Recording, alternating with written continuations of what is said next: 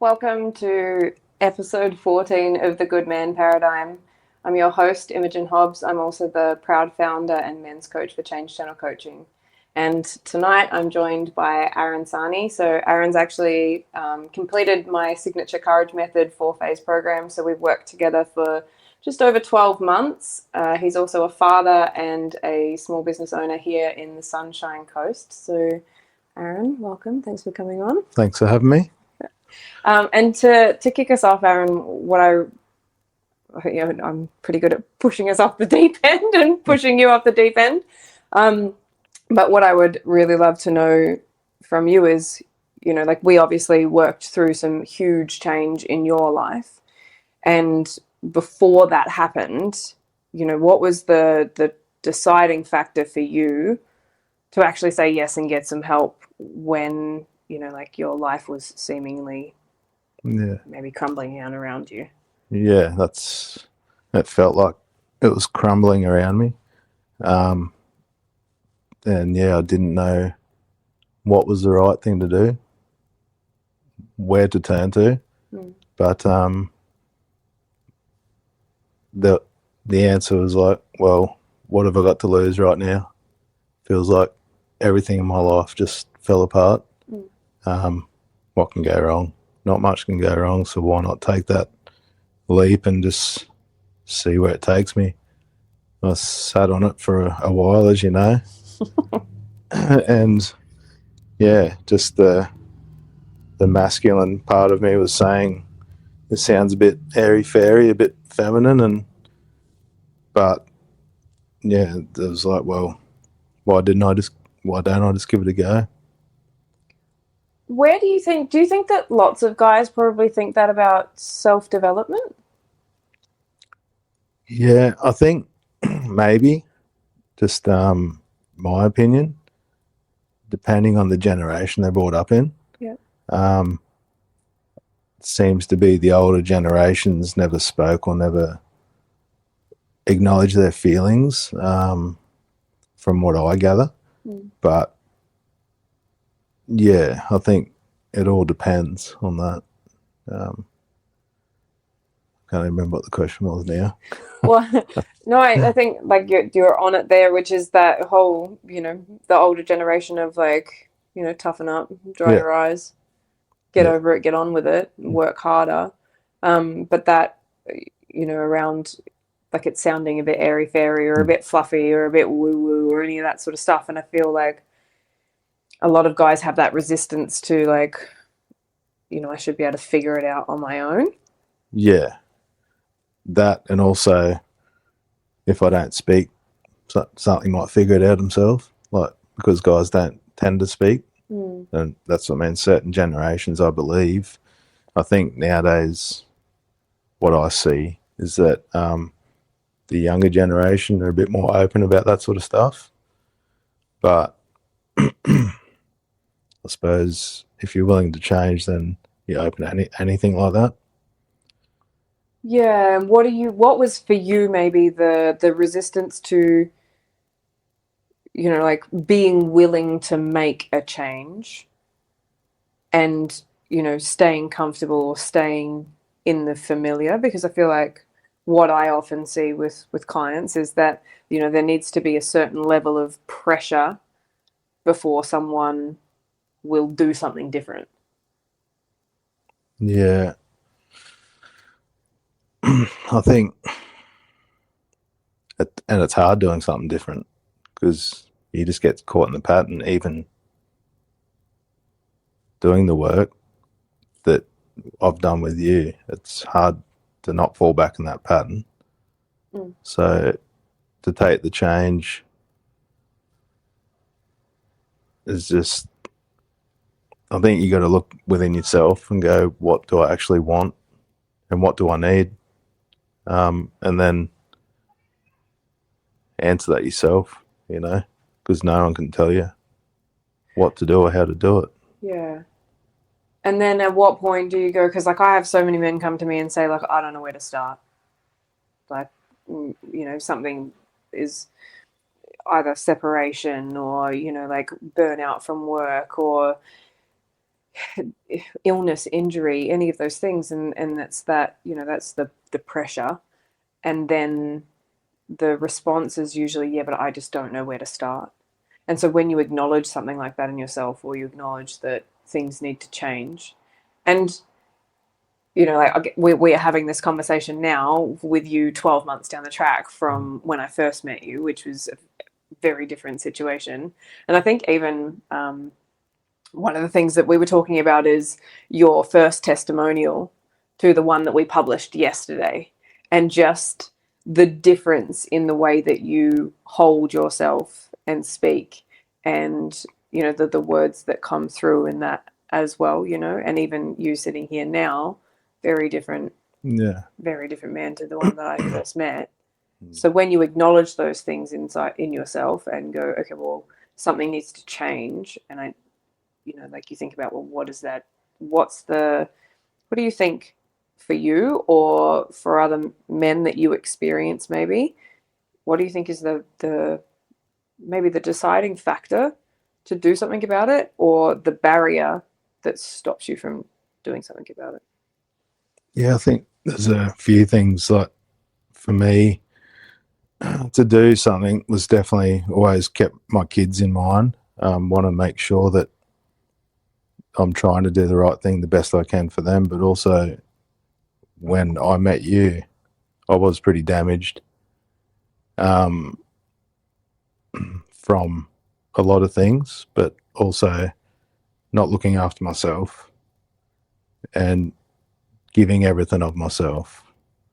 So it took a while to realize what is ahead of me, to regrow. And you don't know none of this until you do it, because it's all the unknown. So like, I think it just takes someone to get low and willing to. I think a lot of guys, it's either you fuck up and you fuck right up, or you pull your head in, because it takes a big traumatic experience, I think, to go, right, I'm not going to mess this up. I want to make the best I can of this life, or for my kids and for myself. So there's no one to blame but yourself, so you may as well have a good look at yourself, But on that road of the unknown, it's still unknown. It's always unknown. And then once you realise, for me, like realising how the world works, energies work, and just got to keep pushing forward in that positive motion, and realise, fuck the negative, like just keep pushing. But also realise how I acknowledge things, acknowledge feelings, don't react, energies, everything, it all plays a part, and I've learned this because of you. What do you think? I mean, I could guess, but what do you think is one of the biggest lessons that you maybe learnt about yourself, or one of the things? Like, I have this for previous coaches where I go, like I've got them in my head sometimes, and I can hear the words that they say on repeat. So what do you think? I feel like I know what it might be, but what would be the thing that stays in your mind, or the phrase that catches you out a bunch?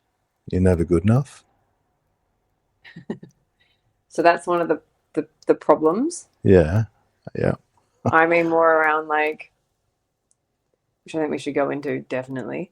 But I mean more around, like, now that you've done a bunch of the work, and you catch yourself in moments sometimes where you might slip back or have a reaction or do something. Like, what's one of the biggest things that you've learned about yourself to? Yeah, it's hard to explain, because I just catch myself maybe getting a bit short-tempered, but I just tell myself it's not going to serve you, or whatever comes in, how to handle that to the best way possible, especially staying respectful and just pushing with the right, not attitude, but just the right, of the best version of yourself that you can be without being a dickhead about it, or being negative. Yeah. It's hard. It's not easy. After 12 months of doing the work on yourself, still hard, not easy? Yeah, it's still hard. And I still fall back a little bit. Yeah. And I think, why? And I do catch myself swearing a bit or getting pissed off and angry. I'm like, right, got to change this. Yeah. Because if I don't, it just snowballs and shit gets worse and worse. Yeah. And we all know this. Yeah, and the, edge of the cliff. Yeah. And I've learned not to jump off the cliff now. I'll sit there and go, right. Yeah. That person's not feeling it. I'm not going to not feel it. I'll just do my own thing. I have to, so for anyone that's watching or just tuning in, please feel free to ask questions. We do have them live here, and I will get Aaron to answer them. So if any guys that are watching this, or women, if anyone that is watching this wants to ask a question about Aaron's journey or something that he's learned or the work that he's done or any of those sorts of things, then please pop them through. We are getting those. And also, if you are enjoying listening to this or you feel like it's valuable to hear this, then please like and subscribe, because that really supports us to bring more of these conversations to you. So Steve Crawford says, glad you made it through, mate. You're a top lad. We are lucky to have you as a mate. It can be a challenge to reflect and to change what needs to, and all of that. So thank you, Steve. Thanks, Steve. And Joanna has asked, Aaron, if a man watching tonight who's just gone through a separation and feels like he's failing as a father, partner, or provider, what would you say to him? That's a great question. That is a good question. Just want to make it clear that I'm not here for a pat on the back or a medal. I'm not trying to get rewards or anything like that. I'm just telling my story. I'm no expert. I'm just telling what I've been through. I would say to him, don't be so hard on yourself. Don't be negative. Think of your kids. Think of yourself. You need to look after yourself, number one, to be there for your kids. So hold your head up high and just keep pushing. Keep aiming in the direction that you want to aim in, and be the best person you can be, because your kids will remember that, hopefully. And probably, would you say one of the fundamental things of that was for you was support? Yeah. Yep. Mates commenting, the support from friends was amazing. I didn't know how many great friends I had, but in that hard time, and family, in that hard time of my life, it's got to be the hardest thing I've ever faced, to be honest. I've always felt pretty level-headed, pretty mentally strong, and going through shit like that threw me some days. Woke up with headaches worse than hangovers, just not knowing what today is going to bring. Running a business, you got hurdles, you got kids to look after, but friends that were there to help along the way, just offering anything, was amazing. And I can't thank them enough for being there for me, because I knew my friends were good, but I didn't know they were that good. You know what I mean? They're awesome.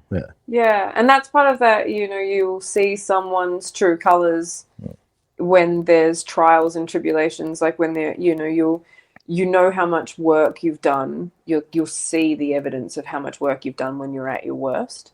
And so, that could be a reflection now for you of, how were you when you were at your worst? 12 months ago versus, you know, like, well, the world's apart, right? Like, you're not getting to places like that anymore because you're catching yourself sooner. But the other thing about that is that you see the depth of connection and who's actually around you when you're at your worst or experiencing your worst, whatever that looks like for you. For you, that was separation. And so, you know, you do get to see the depth of the people around you, because a lot of people run when things get hard. But not only see it, but just feel the love and the support. Like, it's sort of like undescribable, because I don't know, I was running on not much inside me, but just the push of you can't give up. So to feel someone showing you that appreciation or love or support, like, it felt great. That's what I mean. You can't get that anywhere else, you know. Yeah. Because you're running on empty. You're doing what you can. You don't know what's right. You don't know what's wrong, but just doing the best you can. And I was just more so with the kids in mind. And correct me if I'm wrong, but one of the things that I see most, and I think that that was probably the case with you when we first met, is that, you know, like, wanting to still prioritize everyone else.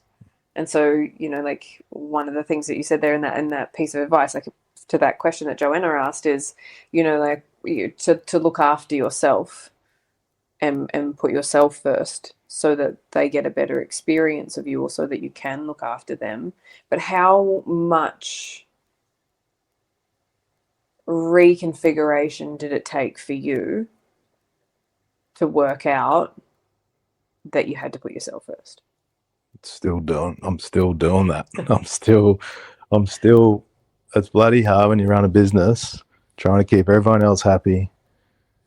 You're trying to look after your kids. You're trying to give everything to everyone else, and you come last still. But I know when I do put myself somewhat-ish first, it just recharges the battery and gives me time out just to enjoy that moment.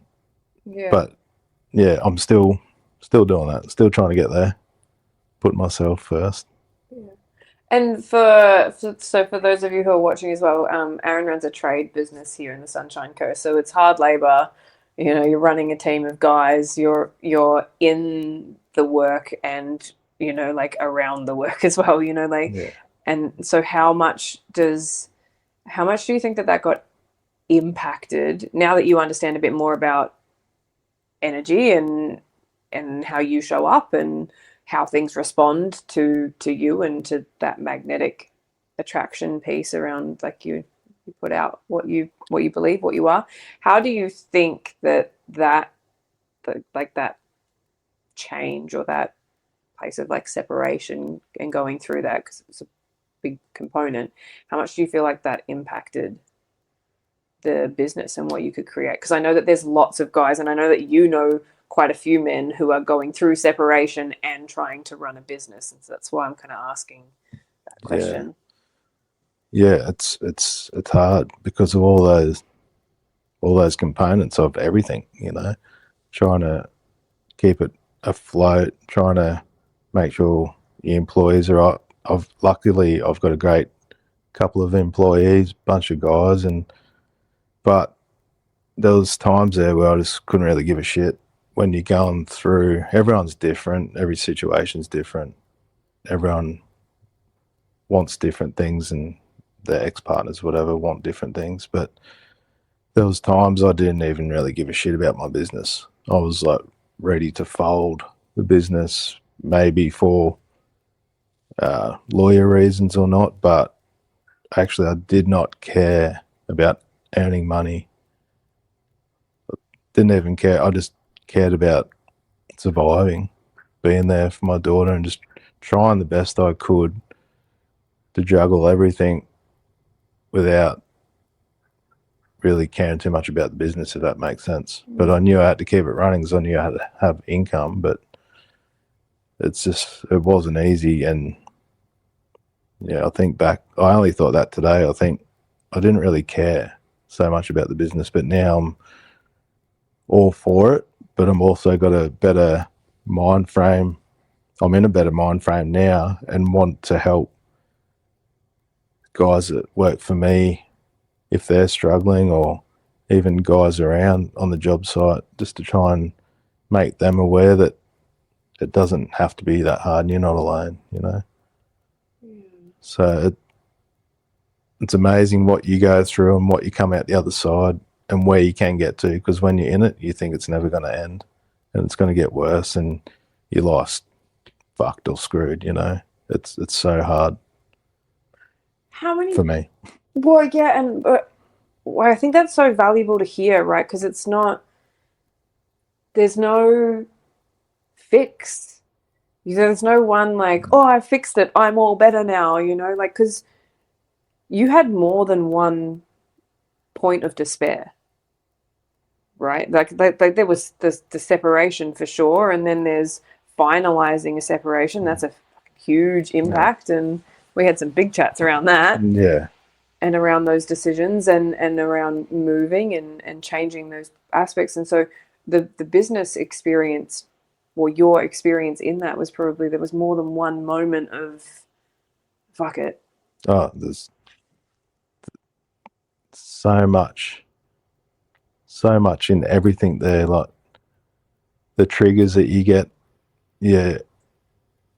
my fuse was that fucking short. It took something so small and I was like, fuck this. And then I'd get an email from the lawyer and I'd just be like, holy shit, what's this? Like, there's so many different components, but luckily you came into my life at the right time and taught me how to handle those situations. And I reacted, but didn't react as quick with the tools that I learnt, you know. And that's, everyone's different. Every situation's different. So yeah, I don't even want to think back to that stuff, you know. But I'm proud of just pushing forward. Yeah. I don't know that you pushed forward.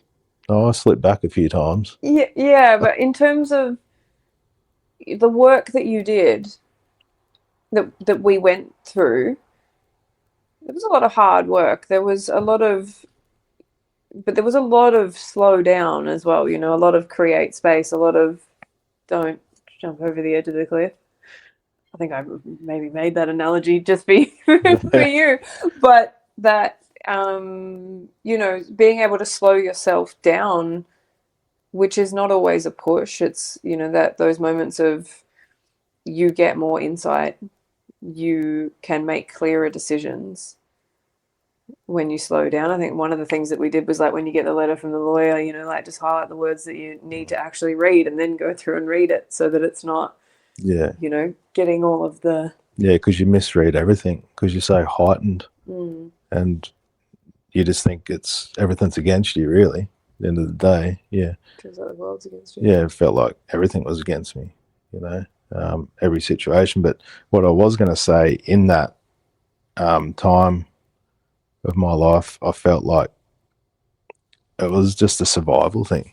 I had to do whatever it took to survive, meaning bloody move here, move there, live in a caravan, hurdles were thrown, there's a cyclone, we've got to evacuate the caravan park. It's like, fuck me, when's this going to end? Like, where am I going to go? What am I going to do? And it was just putting one foot in front of the other and just going forward and rolling with the punches, literally. Yeah. You know?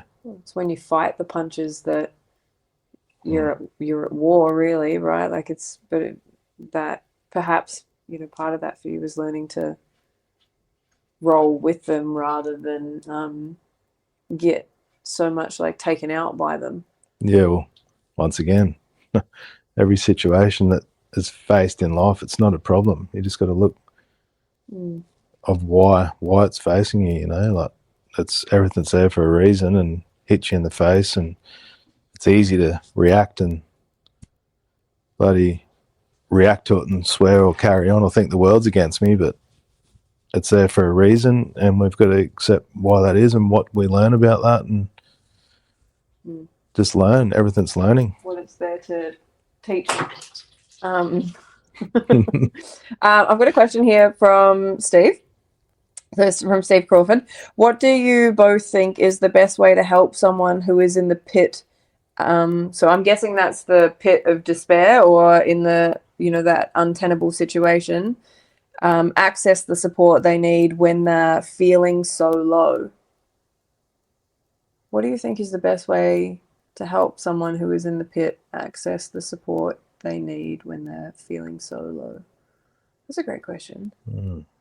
So that would be probably the best way maybe to have a look at that question is,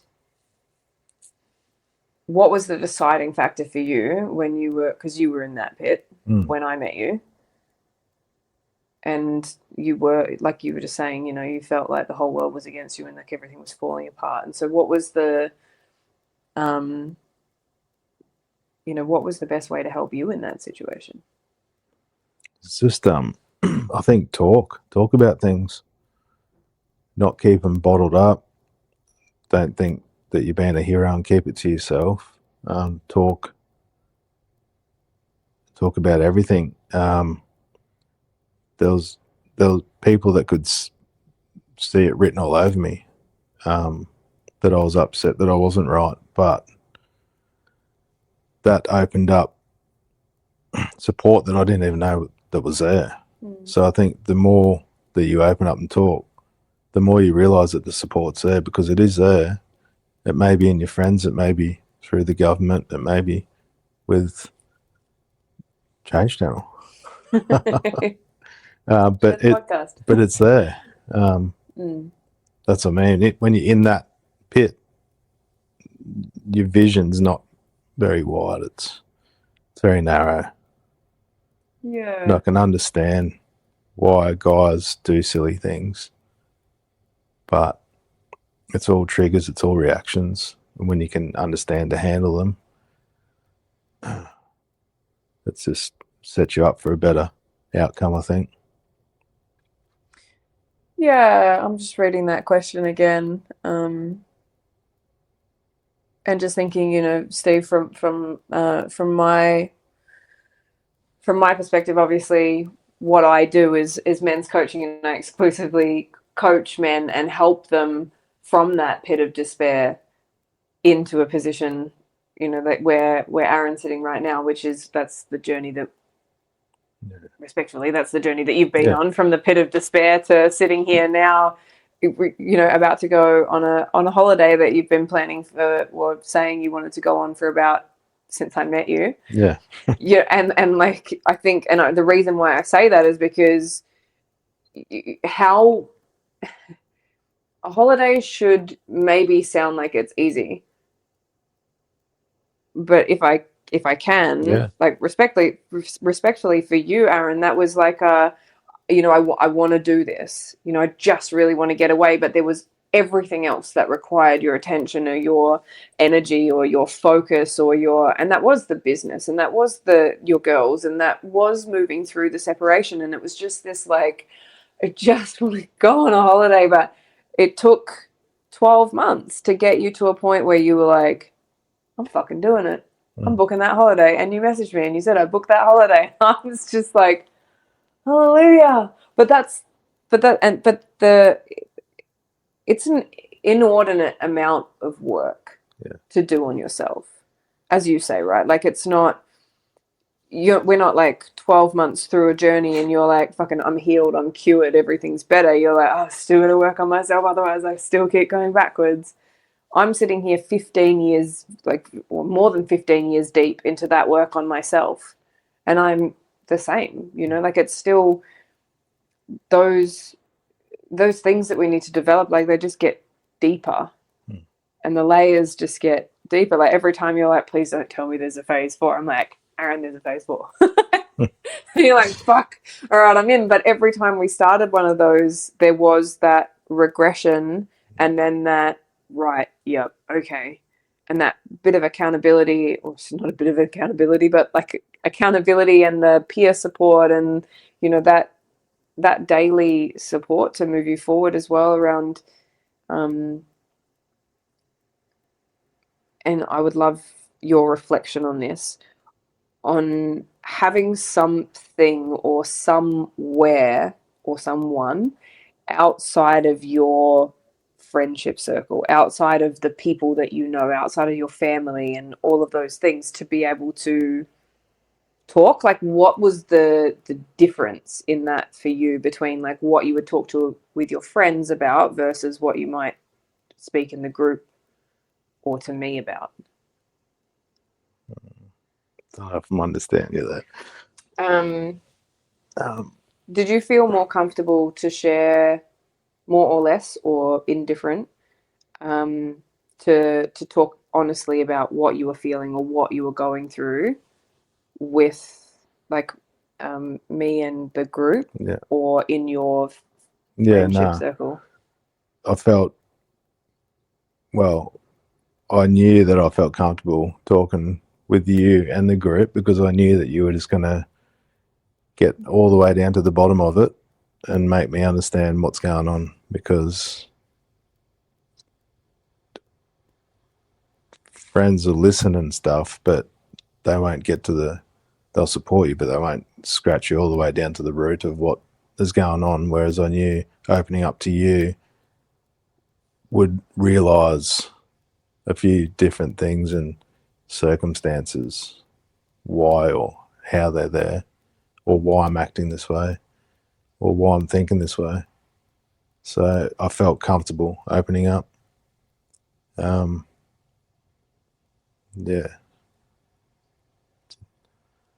Do you think that there's, you know, people that you would love to see do this work? And I'm not asking you to name names or anything like that, but like, you know, what would you love to see? Because now that you've done it and you've realized that it's not all woo woo and fluffy and feminine, Yeah. and that actually it's like probably a bit more maybe of a reality Yeah, shift. I think once again, I'm not some fucking superstar or nothing, but I've seen people that I think some people, you can tell that it might help the way that they communicate, it might help the way that they are or understand situations. Because, I don't know, for me, I think I've said this before, you live life, you go around in a circle, you grow up, but you don't really grow up. You just go on with your everyday shit until you have a good look at everything, because especially yourself, because for me doing all this, it's improved my communication with relationships, with work, understanding with people how to and how to not approach and what you want to build around you. Yeah, so I think people would benefit from it, but they've just got to have a look what's in front of them. Is there something that keeps reoccurring? Is there things that they can change to be a better person, I suppose? But only for themselves, not for anyone else. If you want to be that, you know, no one's making you be a better person, but you just got to do it for yourself, Why would you choose that? because you're your own creator of your destiny, aren't you? Like, if it turns out fucking shit, who have you got to blame? Yourself. If it turns out good, you're stoked with yourself. So, you know, you can blame as many people as you want, but yeah, it all comes down to you, everything. Did you always think like that? No. I was like, everything's against me. Everything's the hard way. Funny enough, shit's still against me, and it's still fucking, nothing's easy. And I've had people say, why is your life so fucking hard? And now I just laugh at it, and I'm like, oh, well, it's all good. But I used to think, fuck this. Everything's so hard. Everything's against me. But yeah, it's a different mind frame now, different state. How much do you think that like so I asked you before around like how much do you think that that's impacted your how much do you think that those setbacks impacted your business?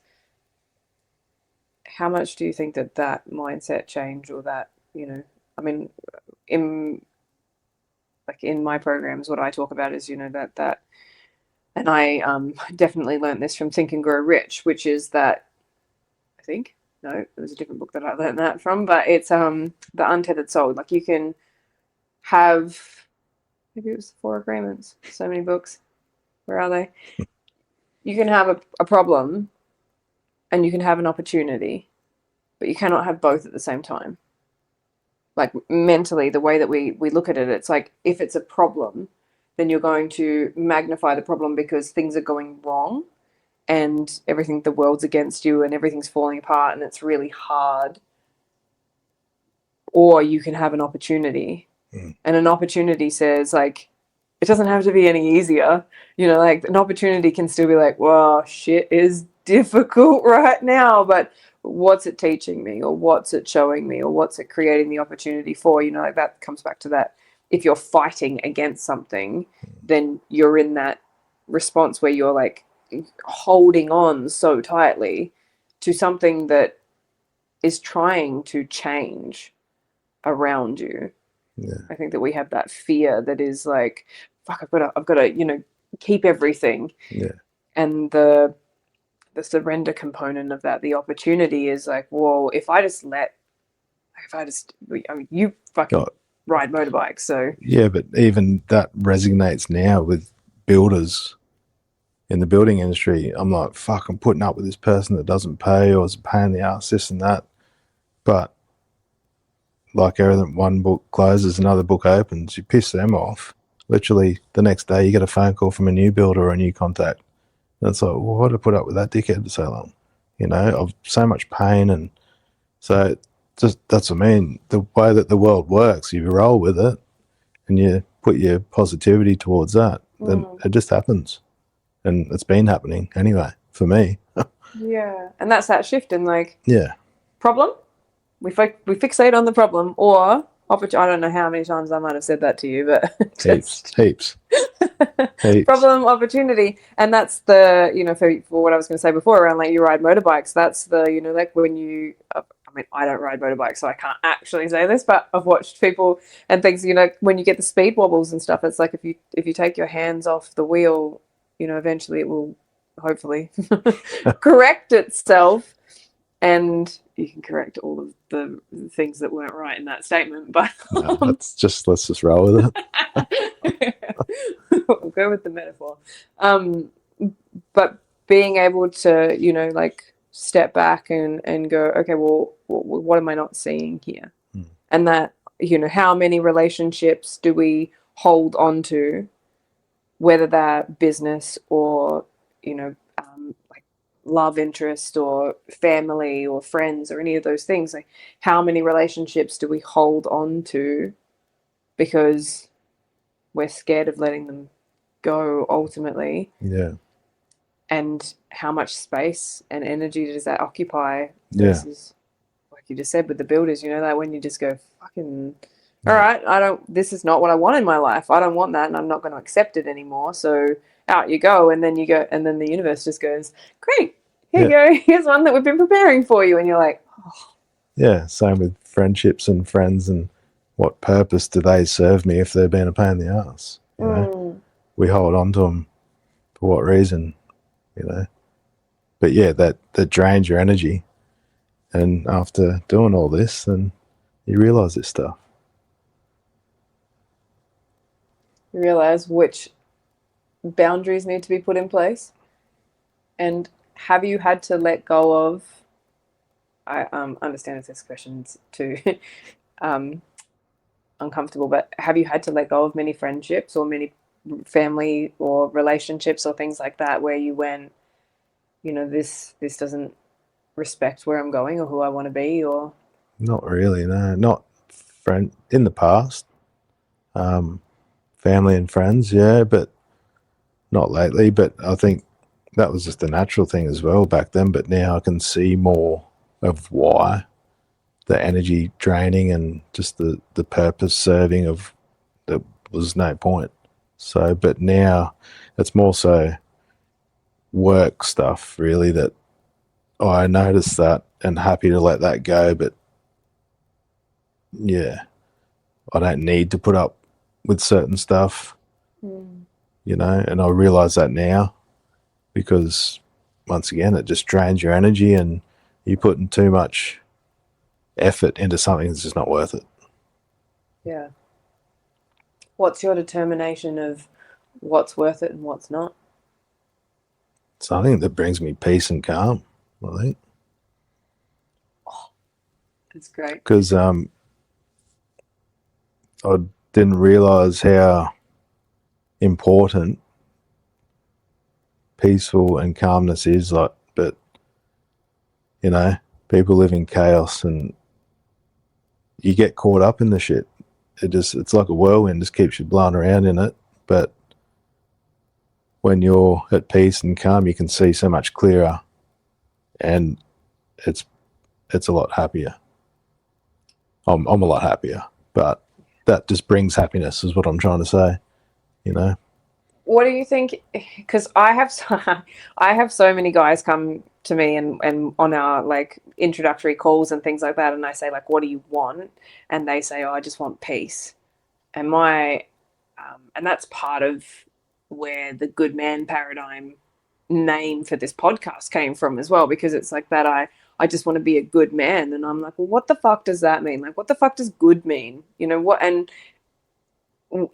is that the enemy of men being great in their lives, whatever that is? It's like, it doesn't have to mean that you're out there changing the world or anything, but how do you just be the greatest version of you? And is being good the thing that gets in the way, which, you know, is the people pleasing? It is the putting everyone else first. It is the making sure that everyone else is happy and draining yourself so that everyone else thinks that you're good, and by society's measure you're good. But, you know, does that get in the way of you pursuing your passion and your calling and being great? And I think, to bring this back around to peace and why I went down that track, so many men, I say that too, like I say, what do you want? And they say, you know, I want peace. And I'm like, well, what the fuck does peace mean to you? You know, like, and what is the outcome of that? What does that actually look like in your life? And so I reckon, when, I don't know this for a fact, but I'm pretty sure that when we first met, that was probably one of the things that you said. I want. Yeah, I think it was. What's your understanding of what peace means for you now versus what you might have been thinking that it was Well, back then? back then I just thought, I don't know. I'm trying to think back then, but now feeling it, I think it brings more of a stronger, confident person, the peace, because you can make definite, clearer judgment and decisions without having all stuff run around in your head or people at you. So peace just brings more power, I think, for me. Would you have associated those two things previously? No.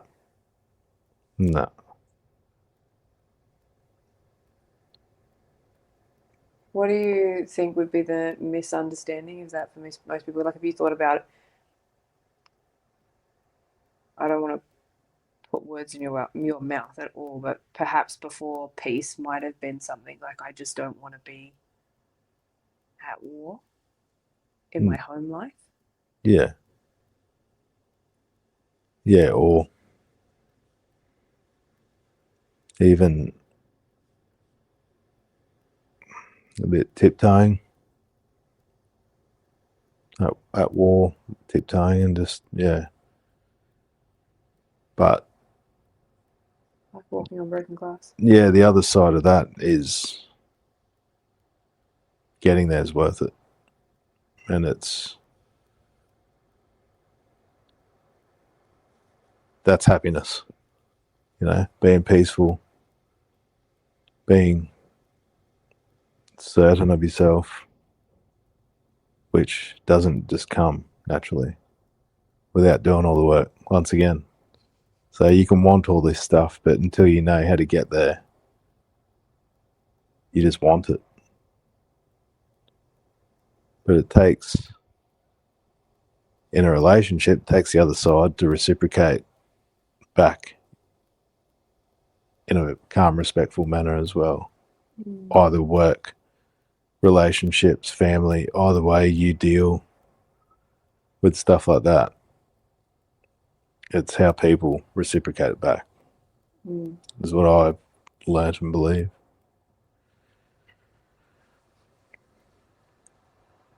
What do you think is one of the, or what would you say is one of the biggest contributing factors for you now? Now that you understand yourself in a different way and you've done all this work, what do you think is one of the factors that you understand being the fuel to why you want to keep pushing, as you say, or keep working on yourself, or keep, like trying to be a greater version of yourself? I don't know. I don't know that one. Like, because I don't want to be, I don't know. I feel like now that I'm aware of things and myself, that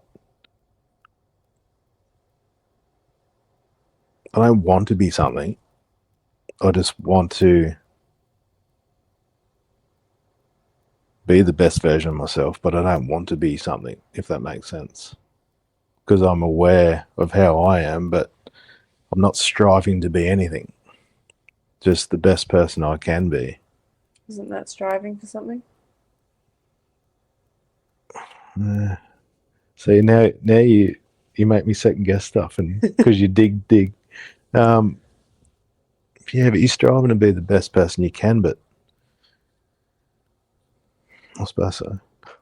Well, I guess the question would be more around like why do you think that might mean that you have to be something? Like the best version of you in the world, in my personal opinion, and I'm sure in your daughter's opinions as well, is you striving to be the best version of yourself so that you're happy and you feel peaceful and confident and powerful and strong and aware. Like striving for that means that we all get a whole different experience, but they get a totally different version of masculinity and fatherhood and a view of what men can look like in the world. Yeah. Versus the potential diminishing in a relationship or tiptoeing around or walking on broken glass. And what experience do we get of men in that state? Yeah, not much. So why wouldn't you want to strive to be? Yeah. And what if that did mean that you were something? Yeah, and that's what I want to be, something. Definitely for the kids to look at me that way, and yeah, I think he was a good, honourable, respectful person, but did what he had to do. And do you think that part of the fuel of that for you would be around what you did or didn't have as a child? Most definitely, yeah. I came from a broken family, so I always never wanted to have a broken family, and that was one, I suppose, value, if you call it that. That's always been there in my mind, and hopefully my real dad is seeing this and sees what he misses out on, but too late, too bad. I'm not sad about it, so whatever. But yeah, I never wanted that for my kids, and like, once again, what you've taught, what you don't want and put the energy in, happens. And I always said through my whole life, I never want a broken relationship, broken marriage. Too much energy into that because it happened. Yeah. You create the reality that you focus on. Yeah. And if that's what you fear and that's what you're trying to outrun and get away from, you're just going to reproduce. Yeah. How, because I know that there's going to be a lot of guys out there that are listening to this that are in a similar position to that. I've heard that from more people than just you, that I don't want to be the one to break the family up. But like you said before, what are they seeing their dad be if it's in a relationship that's not serving very well, and they're seeing their dad not be strong, confident, assertive, like what's that teaching them? What's it also doing to the man? Yeah, it's just taking every piece out each time, ripping confidence, self-esteem, second guessing yourself, and it's degrading, and that's not trying to once again win stars or anything like that. That's just the truth, my truth, what I have felt, and that's you either put up with it, let the kids see that, or you unfortunately, for the better, for some relationships, you have to separate that and change that reality of living in confliction or creating a peaceful environment for your kids, Did you feel that? You don't, and again, just tell me if this is too far, but because I worked in an export coal port for 4.5 years, and one of the things that I saw, like I kind of over time became the person that the guys would seek out on site and talk to about their marriages and problems and issues that they were having at work and things like that. And one of the things that I witnessed in more than one man was this diminishing of themselves, and that going home and going out to the back veranda or going out to the back shed to fucking have a beer or, watch YouTube or something like that, because there was so much conflict inside the house, or there was so much disconnection in the relationship, is what I mean by inside the house, that they would work hard and flog themselves for 12 hours a day and then drive an hour home and get home, and then just, it was like an empty space for them. Like they don't exist. And there's no connection, but there's a loss of who you are in that. And for so many men that are in that situation, which I think you were in, what's the fear of leaving or changing it or having the hard conversations or whatever that step is for someone? Yeah,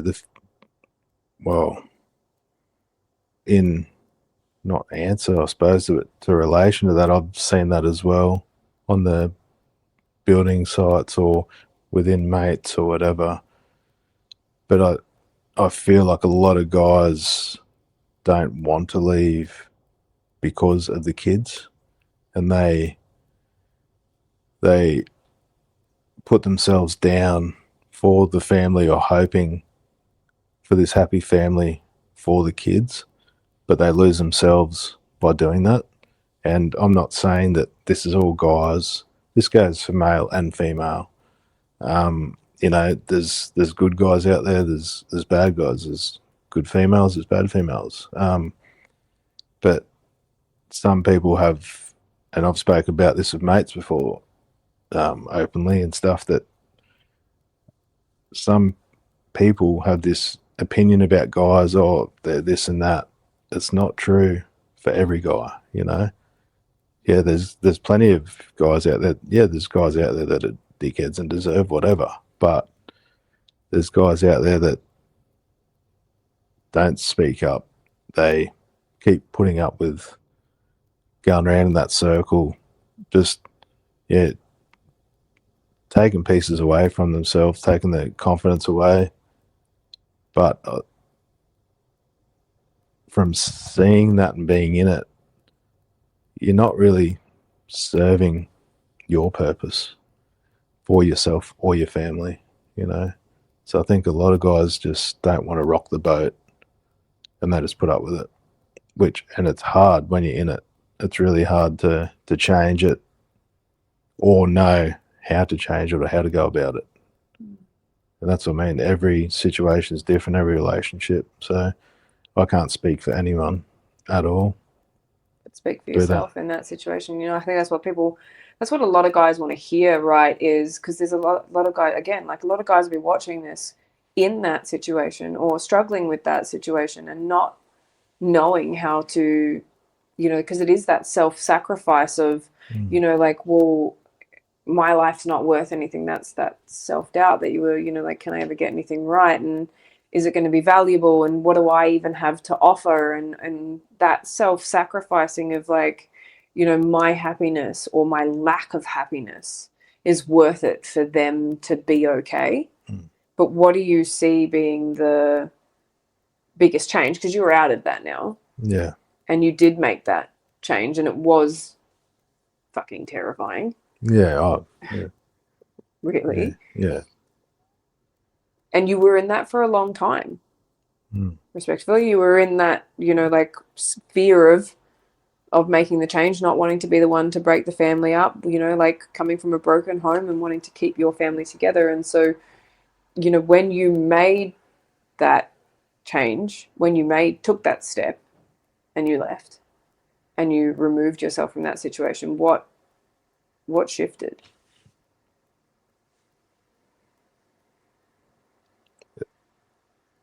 I don't know what shifted, but I was on a mission to try and make something of life for me and my kids, like not knowing where the fuck that was going to take us. But I was just on a mission to keep pushing, you know. Didn't know what was going to happen. What happened to the fear? Like the fear of leaving, the fear of breaking the family, the fear of all of that held you there for so long. Yeah. What happened to that when you made that change?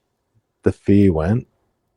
Like, the fear of that went because I was focused on the mission, you know.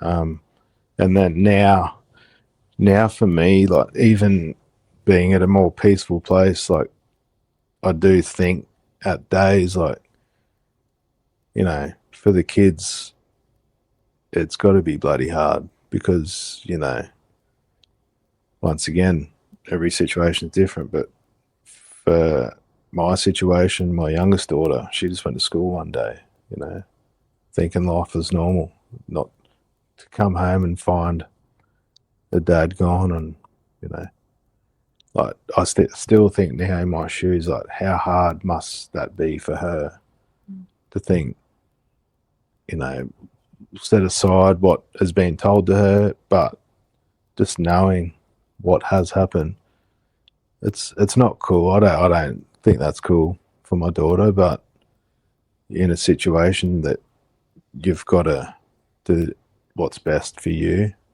but also try and make it clear for them. That's, you know, hopefully one day they can grow up and we can have a conversation that is a serious conversation without putting anyone down. It's just what happened in life. And I think the honesty should be there for people when they grow up with their kids, instead of the judgment or the false lies or whatever it may be, because it just twists. I think if everyone was honest in that way, it'd be a lot more understanding for people. But there's always two sides to a story. So sure, and you've got to be honest with yourself. I think, like, that's the, you know, I feel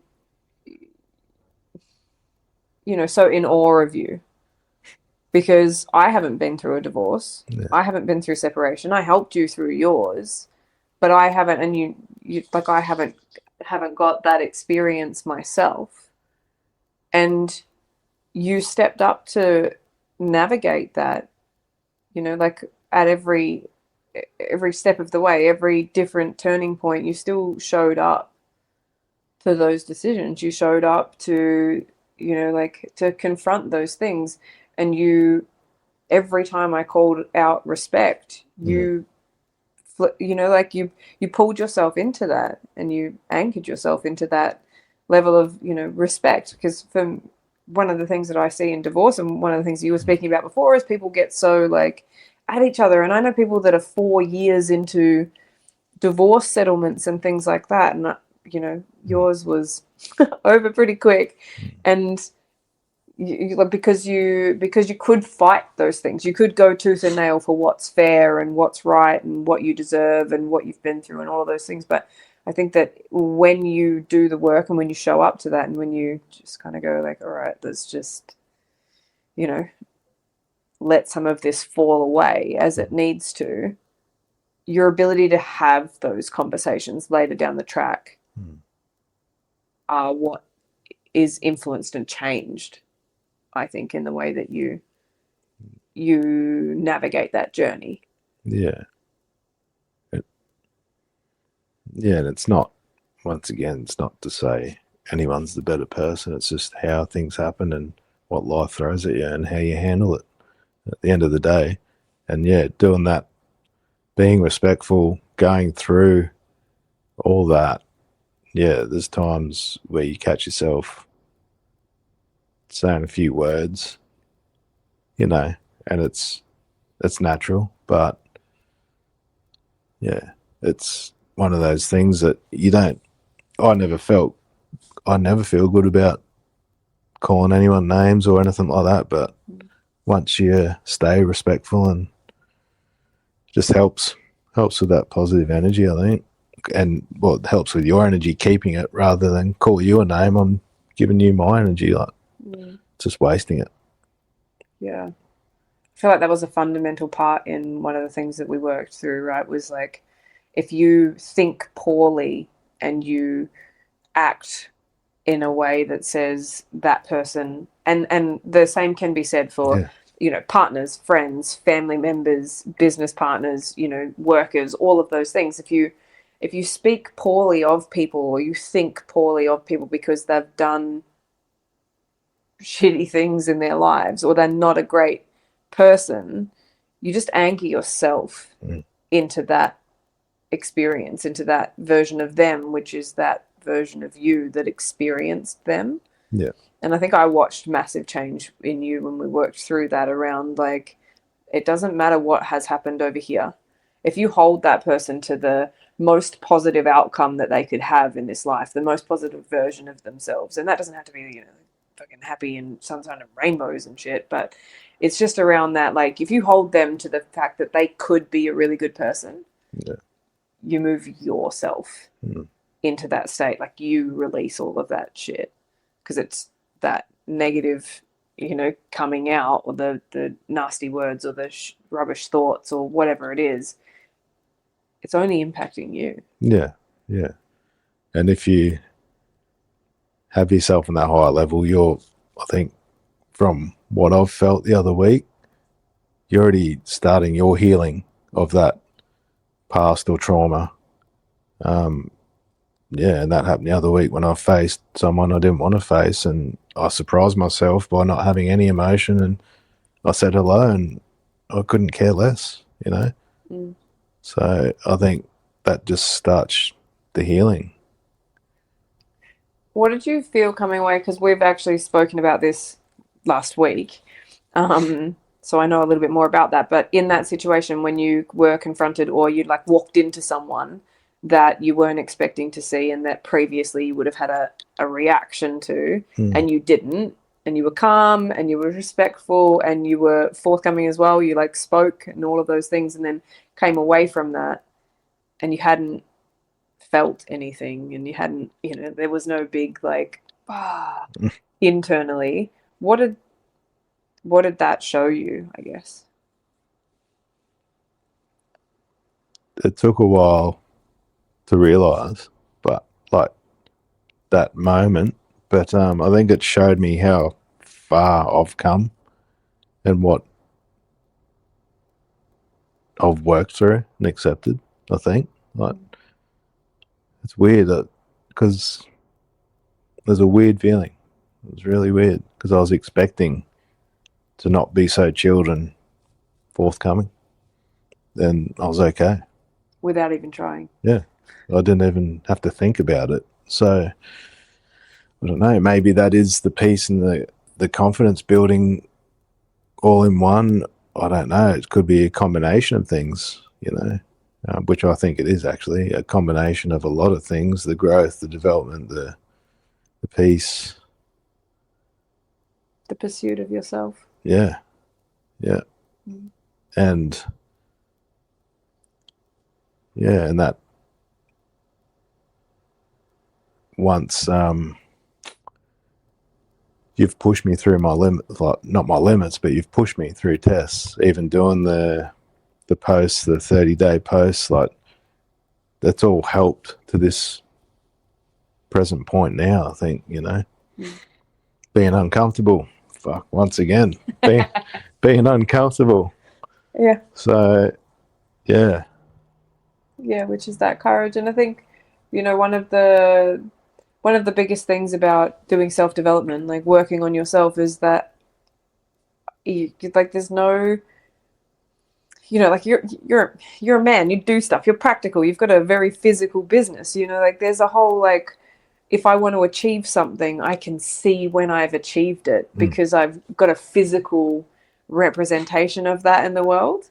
But I think, when you're doing self-development, there's the, like, is anything even happening? Like, how do I know? And one of the biggest things that I see as being the challenge maybe in the beginning of that, like, it's a bit woo-woo and it's a bit feminine and I don't know about that sort of wishy-washy shit, is, how do you put into words or how do you articulate the change that comes from that? Because what you just were describing, like that lack of feeling is such an incredible marker of growth.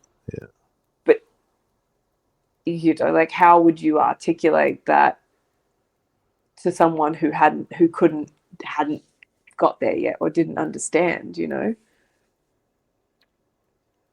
can't. It's just like you say, you can't see it, but you just got to keep pushing because you were trying to get me to go for the next phase. And I'm like, no, I'm good.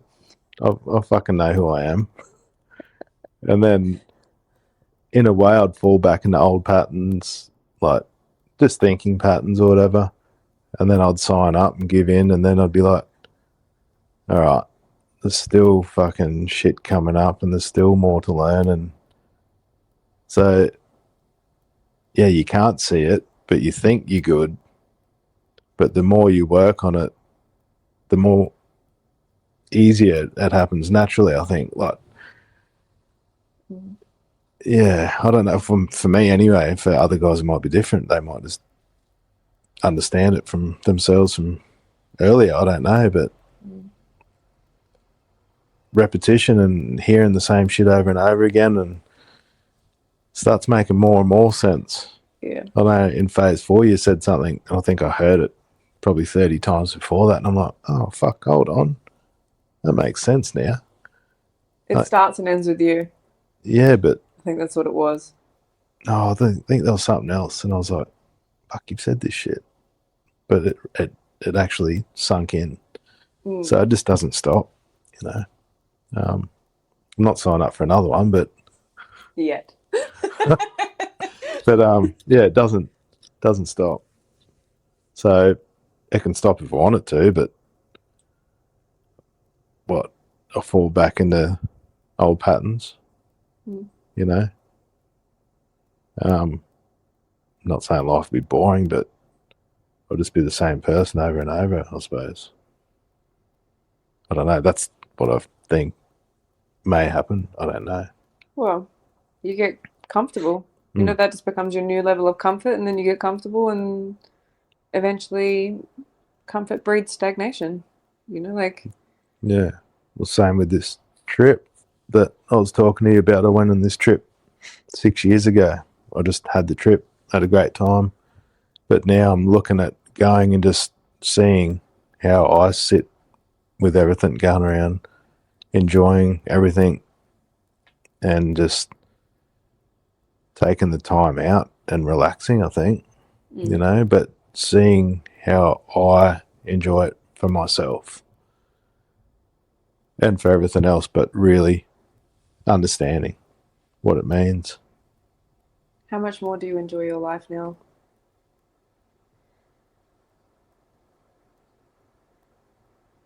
Even though it's hard.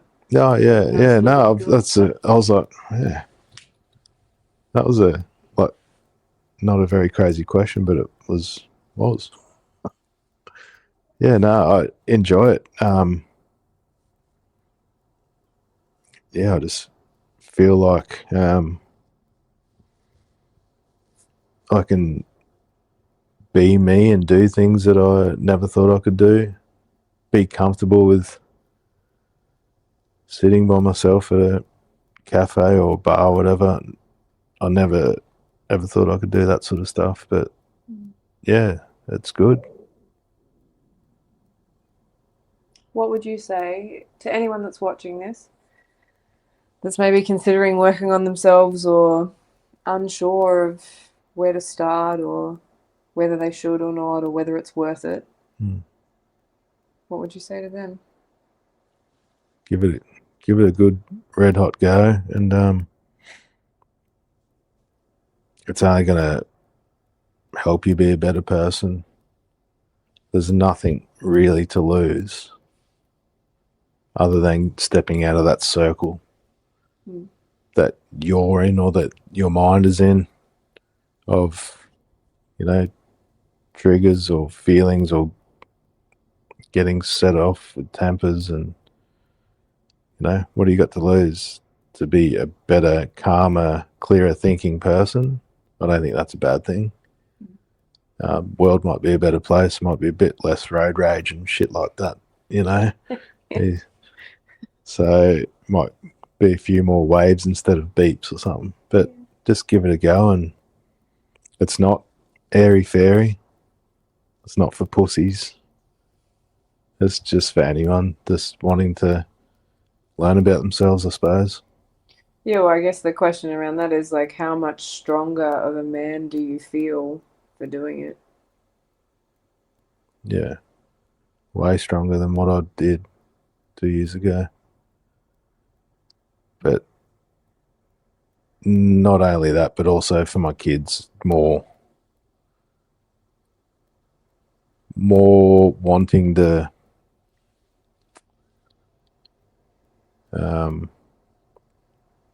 just leave in their mind who their dad was, you know. Yes. And that's nothing against their mum either, but just who their dad was, you know. Yeah. Which is your legacy, right? Yeah. Who you are. Since I couldn't give them the happy family relationship, then just leave them the legacy of who I was. Yeah. They'll still have their family, they still have their mum, their sisters. Yeah. Thank you so much for trusting me and for coming on this. Yeah, thanks for pushing me. You're always welcome. Yeah. In regard to Stephen's question earlier, how to help men who aren't sure where to start or are in the pit of despair, my advice is always find someone who you resonate with, who you respect, and who you feel like would maybe push you or challenge you, and figure out how to get to work with that person. So from my perspective, I've got my signature courage method. I exclusively coach men and one of the big focuses is men that are navigating that situation or that pit of despair into who am I and how do I connect with my life again. So for me personally, I can only really speak to the work that I'm doing, and if you want to find out more about that, then you can hit me on any of my socials or in the comments of this, and we can have a conversation. That's fine. But I'm in the process of bringing on more coaches to, like I did last week with Jess Cameron, like I did with Jaguar Heart, so that you're getting exposure to those conversations, so that you can find more of those people that you maybe like the perspective of, or you like the way that they feel or the way that they speak, or something just calls out to you. So for any men that are navigating that pit of despair or that place of I just don't know where to start, the start is just a message that is, I don't even know where to start. That can be the beginning, because we can help you from that point. And one of the reasons why I wanted to speak to Aaron tonight was because I think that, again, I'm so in awe of the work that you've done and the way that you've shown up, and the person that you've become through all of this, or the murkiness that's cleared away, so that we could see you and see everything that you have to offer. Because I've said to you from the beginning, I think that you have something really special that a lot of people can learn from, and because you do have that innate humility. And I've spoken to you about this many times, but I think that humility is a really hard thing to teach, or to build if it's not a natural trait. And I think for you do have humility in spades, and so for people to be able to experience that and to be able to hear from that, because you're not here for a medal and you're not all of those things, but you also do deserve one, because what you've overcome and what you've conquered and what you've moved through is mountains of work in 12 months and an entire, life complete restructure. Yeah. And I think that is commendable, because a lot of people enter that, men and women alike, and get completely decimated by it. Yeah, thank you for that, Imogen. And I think it's valuable for people to hear. Yeah, it's don't wish it upon anyone, but even if you're not in that situation and you're wondering where life's taking you or where it's not taking you, it's good to do the work and find out what more there is to life than doing the cycle, same thing. Yeah. You can be miserable, or you can try and figure out how to be happy. It's not always good, but No. It's far better than being miserable all the time, I think. But yeah, I appreciate that. It's very nice of you. It's just true. Yeah. So thank you all for tuning in. Thank you for your comments. If you resonate with Aaron's story, if you've got questions for him, then we will tag your socials in this. Yeah. But what's the best place? If a man wasn't sure and he wanted to have a chat with you and just talk to you, what was the best way for him to contact you? Yeah, you can contact me for a message on Instagram. Yeah. What's your Instagram handle? Just Aaron Sarney. Yeah, Instagram, and happy to have a chat or anything like that. Catch up for a beer if you like, or whatever. Not a beer, coffee. Shh. Gotta be responsible. Yeah. Yeah. Yeah, but you're never alone, Never alone. There's plenty of help out there. Yeah. You're a very approachable man. Thanks. We will tag Aaron's socials in the description and things like that if you wanted to reach out and have a chat with him. Thank you so much for hanging out with us, for your questions. I will be here again next week with another guest on Thursday at 5:30. So I'll catch you all then. Thanks for tuning in to the Good Man Paradigm. Thanks for watching. Thanks for being here with me. Appreciate the listen. Awesome.